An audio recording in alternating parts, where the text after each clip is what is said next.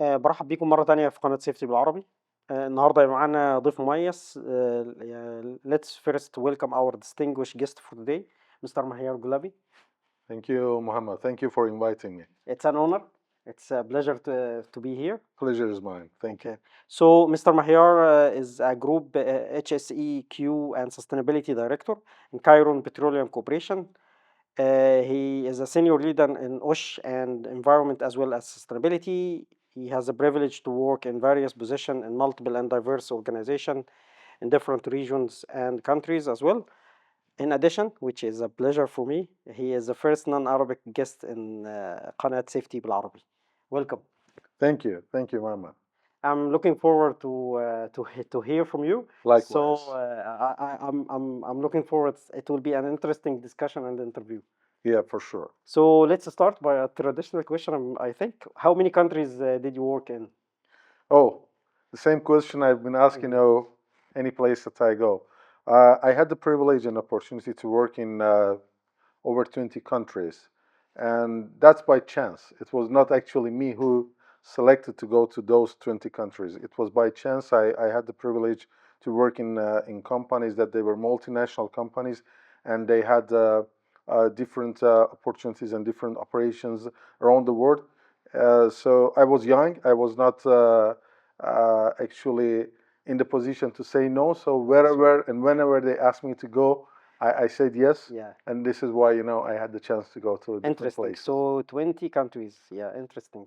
So in terms of working in different and many countries, as you mentioned, what are the challenges and difficulties when you work with people from different cultural backgrounds and different rotation and so on? Well, actually, let's talk first about the not challenge. It's a privilege when you go to different places. That's a gift actually. You go and you see different people from different backgrounds, from different religion, from different customs, different languages, and you learn. That's something that in none of the universities, in none of the schools, you can acquire that kind of knowledge. So I would say it's more privilege and a gift. Okay. So you see it as an opportunity before you see it as a challenge. Definitely, it is an opportunity. If you see it in a positive way, then the other challenges that we call challenges are easier to manage. Yeah. But anyhow, there are challenges, of course. Any place that you go, even if you move from one place within your city to other place, until you get known to the new supermarkets, new parking areas, new parks, new schools. So there are challenges. Of course. But the main challenge for me, after working in different places and different countries, is not technical. To be honest, as I used to say, the culture of Bash Mohandas we say here in Egypt. We have lots of good engineers. We have lots of good doctors. We have lots of good people with the scientific background. When it comes to the challenge, is more about perception. It's not technical. For me, it's no technical. It's more about perception. The perception to risk. The perception for example, something is normal here is not normal in other countries. The very obvious example is fastening the seatbelt in the cars when you are driving. So fastening seatbelt in many countries, in the developed country, I would say, is a given. Which was not given 20, 30 years ago. Was same as here, or even worse. But here is not that given yet, So the perception of risk here is different from other places. It's not wrong, it's not right, it's just about perception. The other challenge is about communication and the way you are communicating to people. I'm a Spanish speaker, but I remember first time I went to South America and to Latin America, and we speak Spanish, they speak Spanish. It's like Arabic here and Arabic in Gulf. So I used the normal language we use in Spain, and then I figured out that they don't understand some of the slangs and the words that I'm using, and so it was a given for me that we speak same language. So the communication is language, as we speak English. So my English might be different from the English that you use even here in Egypt. Yes, we are facing the same issue in Arabic. Like we speak Arabic here in Egypt. When you go to Gulf or, for example, Morocco or whatever, it's a little bit different. So communication and language, and you have to be careful with that. Definitely. So it is about language and communication as well. And another thing that I face in some of the Middle Eastern countries is the hierarchy, is age. When you have gray hair, you have more respect. It doesn't matter if you know more or less, but if you have the gray hair, you have more respect. So these are all challenges that all together, probably you don't need to change your standard, but you need to adapt your approach to different, cultures. Interesting. This is like an interesting way. We can say it as a quote. You don't need to change the standard, but you need to adapt your approach, which is very interesting. So I couldn't skip, like I can't skip the perception part. Right. Because it's very important when we discuss risk assessment. There's a risk perception part. We are trying to educate ourselves and others how to perceive risks and how risk perception would make a huge difference in risk assessment. So any insights about this point, about risk perception? Yeah. Look, the risk perception is something embedded in our cultures. And that is something we cannot change overnight. Yeah. We need to work it. We need to educate ourselves and our society. And that will take time actually to be all speaking more or less same language. I'm not saying purely same language, but more or less same language. The opportunity in countries like Egypt that you have a very dynamic and open market, that there are lots of international companies and organizations that are working currently here in Egypt. That gives really brilliant opportunity to Egyptian people, to Egyptian society to interact and at least I'm saying not to learn, but at least to listen different perceptions and different perspectives, and then to bring all together to something optimum. Yeah. It doesn't mean what it is working in Europe should work here necessarily, but I think we should come to an optimum understanding of and common understanding of risk. That will take time. Something that is killing, which is road traffic, is killer everywhere. Yes. So something that is saving life, like the seatbelt that is really killing people, and we have experienced, unfortunately, this in our assets, in our operations, that people are not using safety belt frequently. That lead to the loss of life, fatalities, in car accidents. So these are things that we need to really educate people. Yeah. And the education is not always in a nice way, unfortunately. Sometimes, it's with enforcement. Yeah. If you go to Europe, in Spain, my country, if I just pass the traffic light, the fine will be around 300 euros. Yeah. But if I pass the traffic light here, maybe it is 100 Egyptian pound. Yeah. And that's affordable for most of the people here. But even 300 euros in Spain is not affordable for everybody, for the majority. Yes. So we need to use positive reinforcement and negative reinforcement as well. Yes, I think should be a balance of both. If we don't touch people's pocket, unfortunately, we don't learn. So many people, they say, yeah, Europe is Europe, you are a developed country, but the developed countries also, if they relax, we will drive worse than any other person in the world. They will act differently. Totally. Yeah. So moving forward to the next question. Yes, please. In your experience across different regions, what is the most effective strategy for encouraging open safety communication, like people or workers, employees are open to speak, are open to raise flags, are open to discuss safety issues? What do you think about that? What is the most useful strategy? Yeah, let me give you one example of difference between leadership here in Egypt. His Excellency Engineer Karim Badawi is the new Minister of Petroleum from last year, more or less. And since he actually is in this position, you can see a big difference in people's safety culture.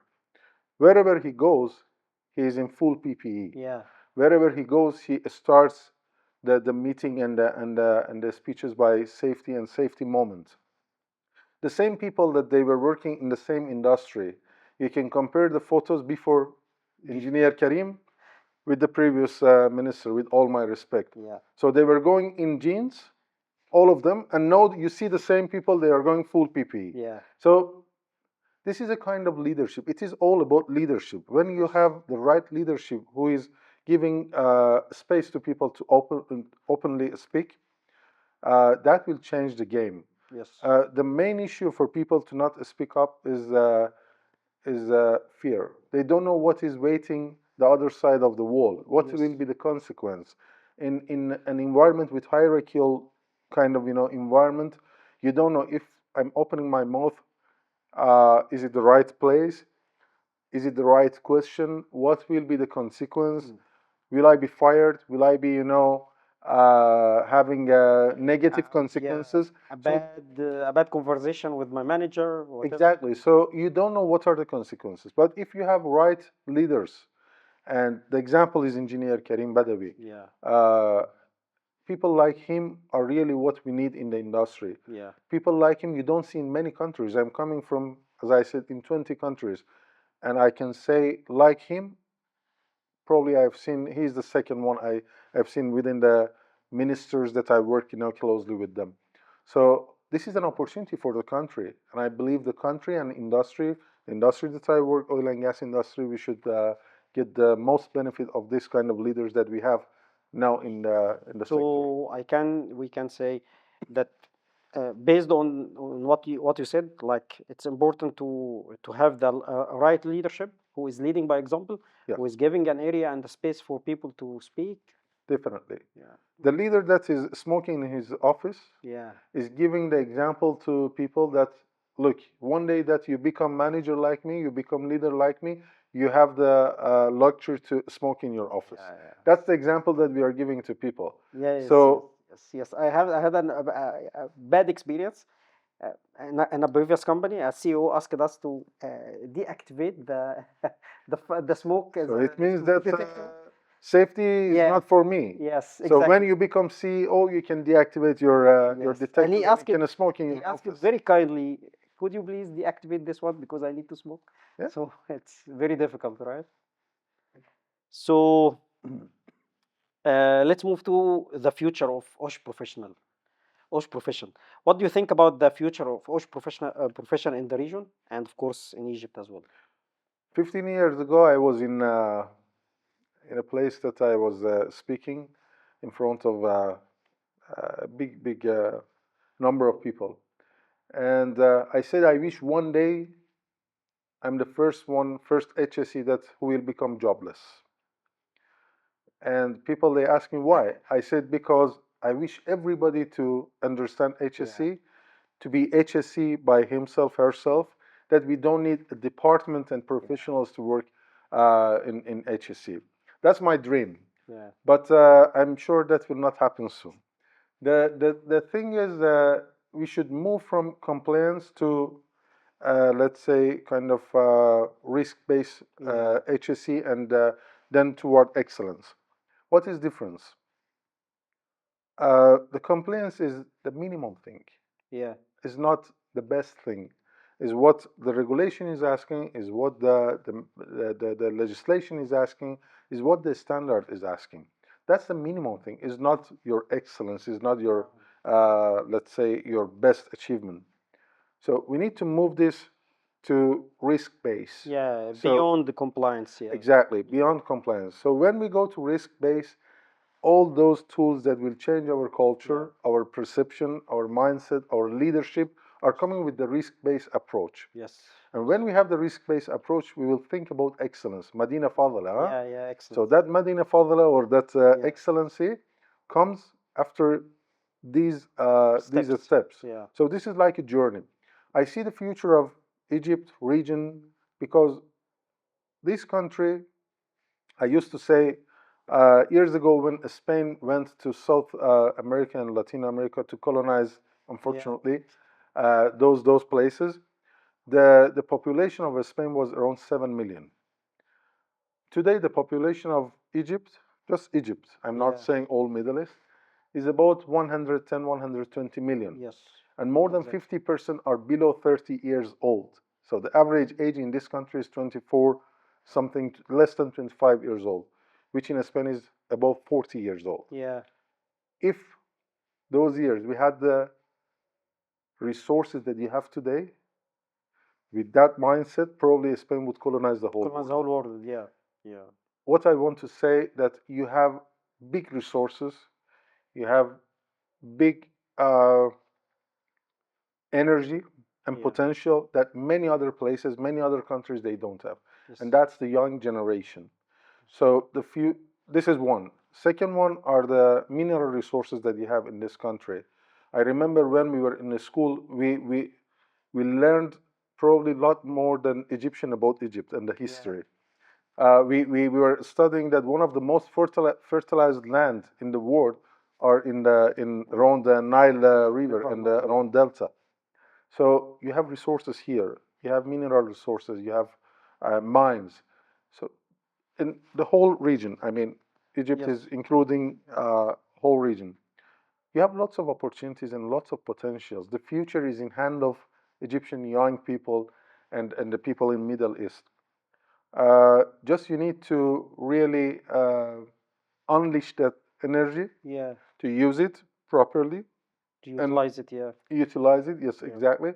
And I'm sure the future will be in hand of young Egyptian and Middle Eastern people, and we will have better HSE performance and professionals. Okay, so if we're talking about the global approach or global perspective about OSH profession, and we are in every day we are talking about AI and how AI could change the whole world, including, of course, health and safety and the environment as well. Correct. What do you think about this one? Well, this is something that we cannot escape from.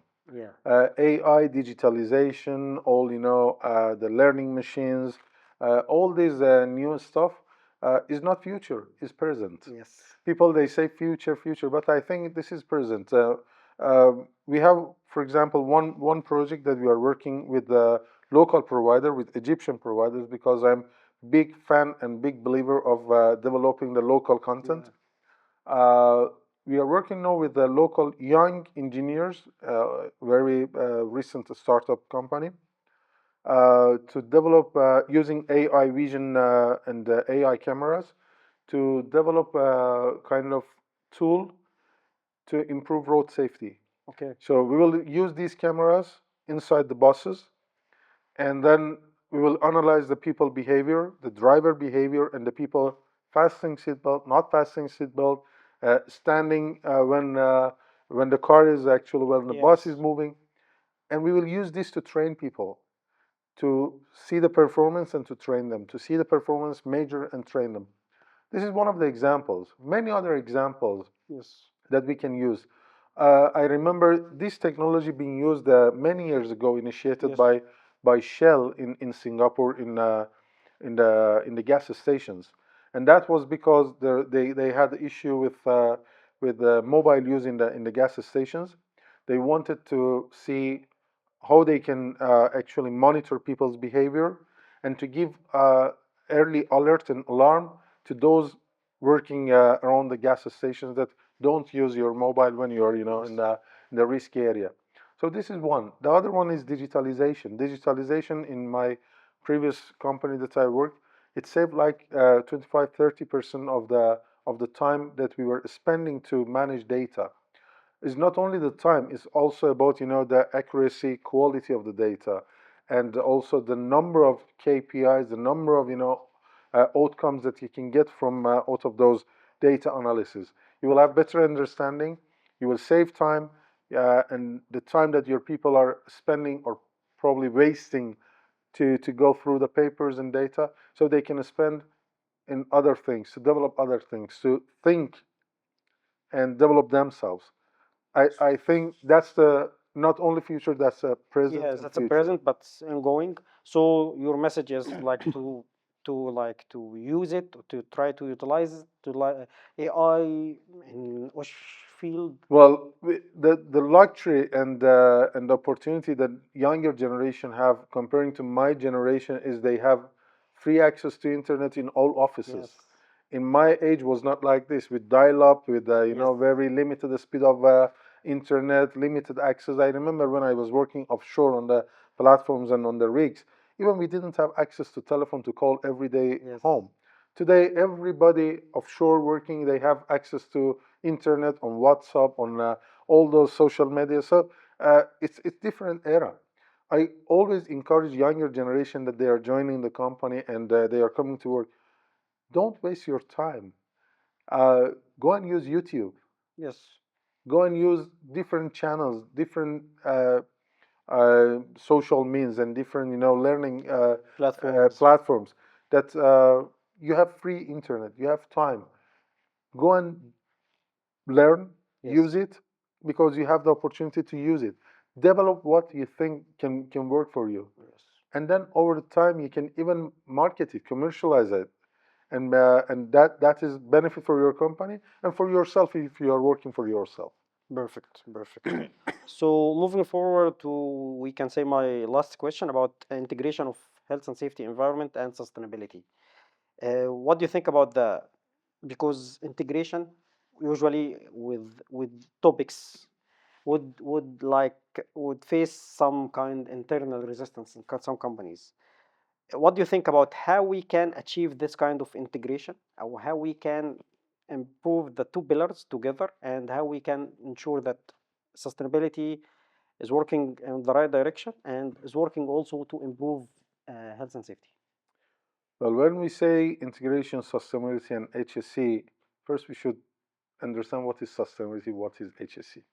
When I arrived here, I created a slogan for my company, and that slogan we are using since 2 years ago, which is caring today, creating tomorrow. Caring today, Creating tomorrow. Caring today is HSE, creating tomorrow is sustainability. Yeah, interesting. So we are using this as slogan in all our, you know, forums, wherever we go, the HSE days and many places. Yeah.